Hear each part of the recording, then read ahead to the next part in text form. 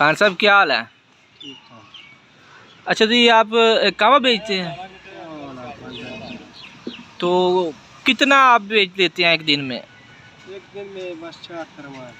4 thermos? एक thermos में कितना आपका ये? एक थर्मास 3 लीटर हो। 3 लीटर?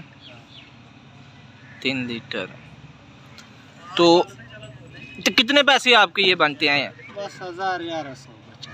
1000 रुपये? माशाल्लाह। तो इसमें आपकी जो बचत है वो कितनी है? क्या बचे? नहीं, बचत जो आपको पैसे बच जाते हैं मसलन के, ये कितना खर्चा कितना आता है 4 थर्मास में आपका? 150 रुपये खर्चा हो गया। 150 रुपये खर्चा हो गया। और 200 रोटी वाली। 200 रोटी वाले? 1100 बचा। 1100 आपको बच जाता है सिर्फ ये कावे से? तो ऐसे ही बेचते हैं आप घूम फिर कई मसलन के वो सारे? बस ये खजूर का अलग? ठीक है, मसलन के ये तो आप माशाल्लाह यार 1100 अच्छे खासे आप जो है ना वो पैसे कमा लेते हैं। ठीक है। तो और क्या करते हैं आप इसके अलावा जब सियाल चला जाता है तो? पट्टी वाला किधर? मक्खी वाला कारखाना। मक्खी वाला? अच्छा, वो शहद वाला? वो किधर? वो वज़ीरिस्तान से। वज़ीरिस्तान से।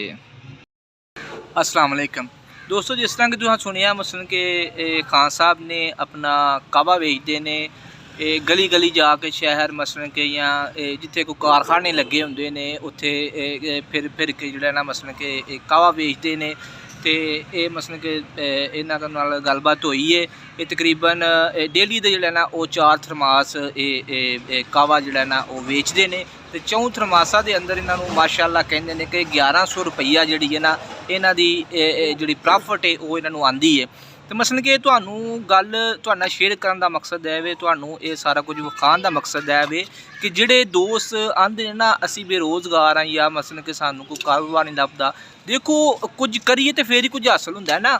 मसलन कि एक कावा है की मसलन कि देखा जाए तो की चीज़ है। तो ये ले के गली फिरते हैं। शाम नूं इन्हां नूं जाके जिहड़ा ना मसलन कि 1100 रुपया जिहड़ा ना इन्हां दा वो बनदा है।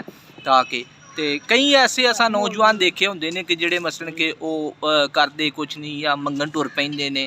ठीक है, तो कुछ ना कुछ जो इंसान लैके टुर जाता है तो वो अल्लाह ताला उहदा जिहड़ा रिज़क है उन्होंने जरूर देंदा है।